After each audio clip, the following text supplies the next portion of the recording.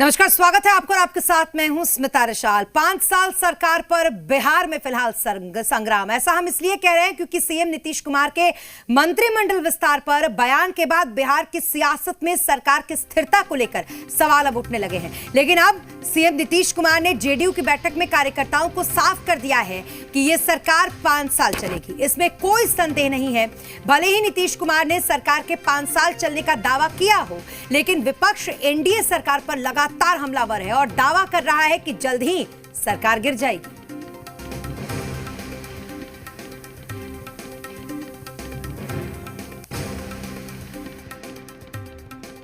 आदरणीय नीतीश कुमार जी, जब चुनाव के समय ही आपको आभास हो गया था कि हम हार रहे हैं, तो ये मैंडेट करके आपने जो सरकार बनाई है, ये सरकार नहीं चलने वाली है। अब आरोप प्रत्यारोप का काम बंद कीजिए। इसमें बिहार की जनता पिस रही है। जनता की भलाई का काम सरकार नहीं कर रही है और हम हराए गए, इसी पर मंथन चल रहा है। माननीय नीतीश कुमार जी ने स्पष्ट भी किया है कि पार्टी पूरे कार्यकाल चलेगी और हम कार्यकर्ताओं को, पदाधिकारियों को जनता तक सरकार के द्वारा किए गए कार्य को ले जाना है। मुख्यमंत्री जी ने अपने बयानों से स्पष्ट कर दिया कि जिस प्रकार से चुनाव के दौरान उनको आभास हो गया था कि चुनाव परिणाम भाजपा के कारण उनका कहाँ जाएगा, तो अब उनको ये भी आभास हो गया है कि आने वाले समय में भाजपा के साथ नीतीश कुमार जी को नहीं रहना है। बिहार में सिर्फ विकास की राजनीति होगी, विकास के एजेंडे पर, और बिहार के अंदर सरकारी संसाधनों को लूटकर परिवार भरने वालों के खिलाफ जनता ने जनादेश दिया है। मुख्यमंत्री जी ने भी यही कहा है। 5 वर्षों तक बिना बाधा के ये सरकार चलेगी। बिहार के आम जन के विकास के लिए, बिहार के आम जन के सुख और शांति के लिए ये सरकार 5 वर्षों तक अनवरत काम करती रहेगी।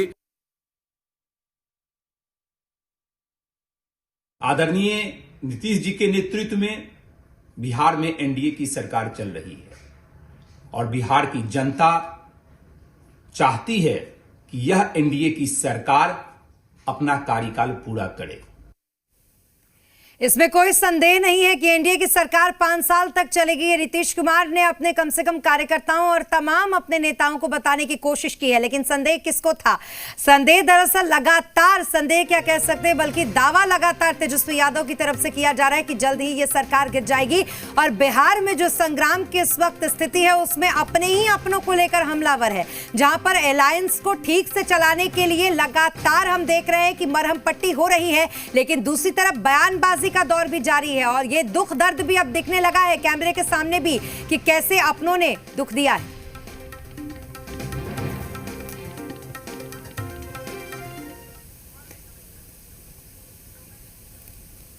तो कम से कम अपने कार्यकर्ताओं और अपने नेताओं के सामने ये साफ कर दिया नीतीश कुमार ने कि ये सरकार, यानी कि एनडीए की सरकार 5 साल तक इसी तरीके से अनवरत चलने वाली है।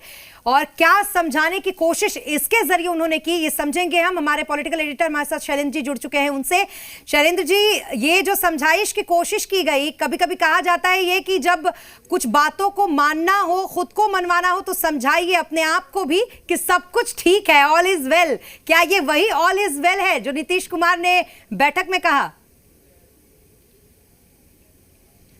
स्मिता, बिल्कुल आपने सही कहा जब इस तरह की चीज़ें होती हैं, क्योंकि जिस तरह का अंतर्विरोध हम लोग देख रहे थे जो दोनों गठबंधन के घटक दल हैं उनके बीच में, और उसके बीच में मुख्यमंत्री का ये कहना, लेकिन साथ ही ये भी वो कहते हैं कि हमको इतना कम समय मिला या इतना देर में समझौता हुआ कि जिससे कौन साथ में काम कर रहा, कौन विपक्ष में है, इसका पता ही नहीं चला।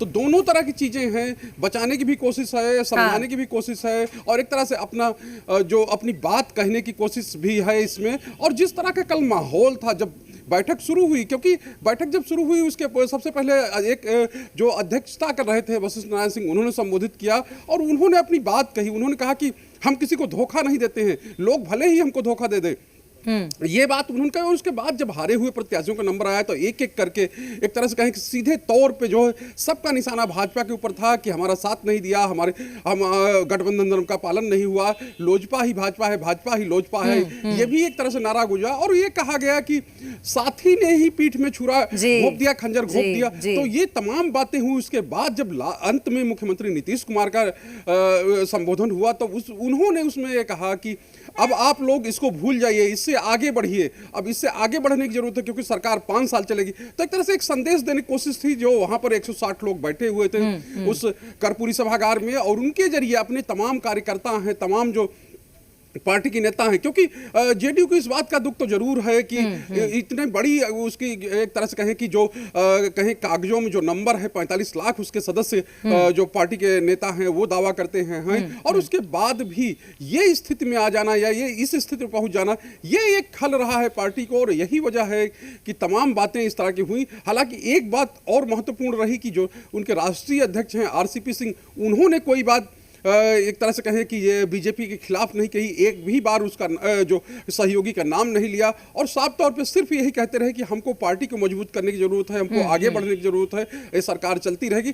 तो ये कह सकते हैं कि अब जो दोनों बड़े नेता हैं जेडीयू के, वो इस बात में लग गए हैं कि अब चीजें आगे बढ़नी चाहिए। जहां पर हम लोग खड़े थे या कहें कि जहां से हम लोग चले थे चुनाव के बाद, अब वहां नहीं रहना चाहिए। और यही वजह है कि अब ये समझाइश की कोशिश हो रही है जिसकी बात आप कर रही हैं। अब आज देखना महत्वपूर्ण होगा क्योंकि अभी कुछ देर में 11 बजे से बैठक होगी और राज्य कार्यकारिणी की बैठक होगी। इसमें किस तरह के प्रस्ताव आते हैं, क्योंकि बड़े बदलाव की बात कही जा रही थी, उसको लेकर भी एक पसोपेश की स्थिति बनी हुई कि जो पार्टी के प्रदेश अध्यक्ष हैं उनका बदलाव होता है या नहीं होता है। कई नाम चल रहे हैं, कई नाम जो सामने आ रहे हैं, लेकिन क्या होता है इसके लिए थोड़ा सा इंतजार करना होगा। उसके बाद बहुत चीजें साफ हो जाएंगी। और विपक्ष की ओर से जिस तरह से कहा जाए, तेजस्वी यादव हैं, उनकी ओर से कहा गया कि हम साथ नहीं जाएंगे क्योंकि वो सत्ता लोभी हैं। ये आरोप बार बार तेजस्वी यादव पहले भी लगाते रहे, लेकिन इस बीच में जो ये स्थिति बनी है या कहें कि मुख्यमंत्री का जो बयान आया है, जो भाषण उन्होंने दिया, उसके बाद से बहुत चीजें साफ हो गई हैं। और यही चीज भाजपा, सहयोगी भाजपा के अंदर भी चल रही, वो भी नहीं चाहती है बिल्कुल। लेकिन इस बीच जो कल की बैठक में हमने धोखेबाजी वाली बात देखी, शैलन जी आप बने रहे हमारे साथ, वो भी एक बार अपने दर्शकों को बता दें कि दरअसल किस तरीके से जेडीयू की जो बैठक हुई उसमें विधानसभा चुनाव में सहयोगियों की धोखेबाजी का मुद्दा छाया रहा। कई विधायकों ने हार की वजह सहयोगियों को बताया। हालांकि सीएम नीतीश कुमार ने किसी को जिम्मेदार नहीं ठहराया, लेकिन उन्होंने कहा कि हमको पता नहीं चल पाया कि कौन साथ है कौन नहीं है। सीएम ने कहा कि देर से सीटों के ऐलान का भी चुनाव पर असर पड़ा। सीएम ने यह भी कहा कि हम प्रचार के दौरान देख रहे थे, तभी ऐसा लग रहा था कि परिणाम बदलाव ला सकता है, परिणाम जिस तरीके से आएंगे वो कहीं ना कहीं बदल सकते हैं।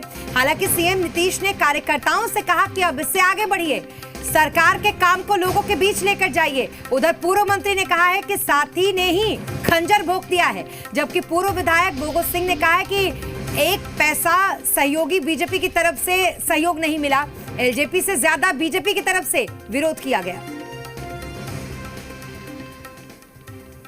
जेडीयू के राज्य परिषद की बैठक में जेडीयू के ही कई नेता कह रहे हैं कि बीजेपी ने पीठ में खंजर भोंका है, बीजेपी ने हराया है, तो यार ने ही लूट लिया घर यार का, ये गीत गाने से अब काम नहीं चलेगा। और दूसरी ओर कह रहे हैं ये दोस्ती हम नहीं तोड़ेंगे। ये कैसा गठबंधन है, कैसी दोस्ती है? सिर्फ सत्ता का मलाई खाने के लिए गठबंधन बना है, जनता की भलाई इनको करना नहीं है। शीर्ष नेतृत्व हमारा और आदरणीय मुख्यमंत्री जी ने कहा, चूंकि वो सुचिता की राजनीति करते हैं, अपने नेताओं को, अपने कार्यकर्ताओं से ये अपील की कि आप हारे हुए नहीं समझकर, अपने को जीते हुए समझकर और क्षेत्र में जनता की सेवा कीजिए। उन्हें ये आभास नहीं होना चाहिए कि हम सरकार हमारे पर ध्यान नहीं दे रही है, इसलिए आप अपना समझकर सारी बात कीजिए। तो यही तो महानता है मुख्यमंत्री जी की। एनडीए के ही कुछ घटक दलों ने शुरू से ही जनता दल यूनाइटेड के प्रति एक खराब माहौल पैदा करने का काम किया था, और उसी का एक परिणाम है कि जनता दल यूनाइटेड कम सीटें जीतने में कामयाब रही। अब जनता दल यूनाइटेड को आकलन करना है कि आखिर ऐसी चूक हुई तो कैसी हुई, किसके कारण जो है जनता दल यूनाइटेड को कम सीटें आई, और आगे की स्ट्रेटजी क्या हो, वो सब जनता दल यूनाइटेड को डिसाइड करना है। जी हाँ, जो जब अपने ही दगा देते हैं तो दर्द ज्यादा होता है, और ये तो दर्द कई बार ये सह भी चुके हैं। हमारे पॉलिटिकल एडिटर शैलेंद्र जी लगातार हमारे साथ बने हुए हैं। जिस धोखे की आप बात कर रहे थे शैलेंद्र जी, वही मरहम पट्टी यहाँ पर उस पर लगाती हुई बीजेपी, लेकिन इस बीच जो टीस है वो कम से कम दिख जा रही है जेडीयू की तरफ से। अब तो अपने भी बोल रहे हैं कि खंजर आप ही ने भोंका है।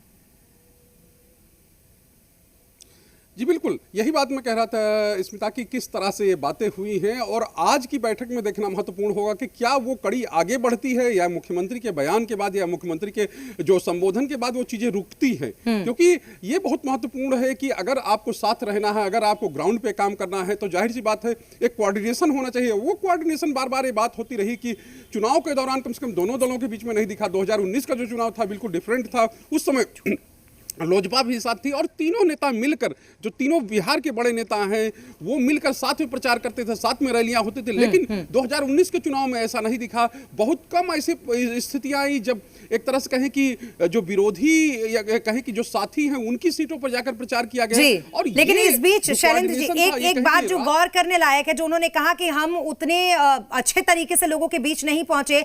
45 लाख हमारी संख्या है हमारे कार्यकर्ताओं की, उसके बावजूद हमें जाना चाहिए था, उनके बीच पहुंचना चाहिए था। मैं हर बार कहता हूं नौजवानों के बीच पहुंचिए। ये कौन सी टीस थी उनकी?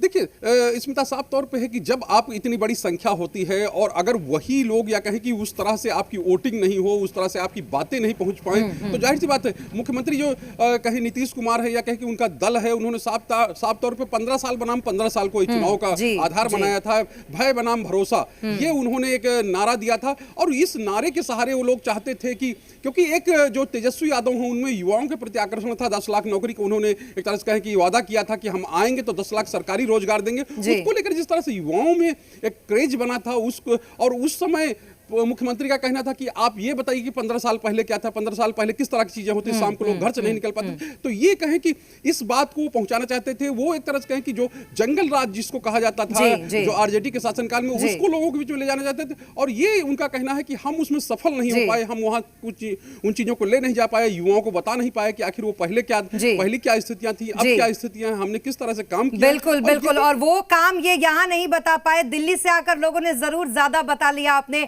राष्ट्रीय परिदृश्य के काम को। बहुत शुक्रिया तमाम जानकारी और हमसे बातचीत करने के लिए शैलेंद्र जी आपका।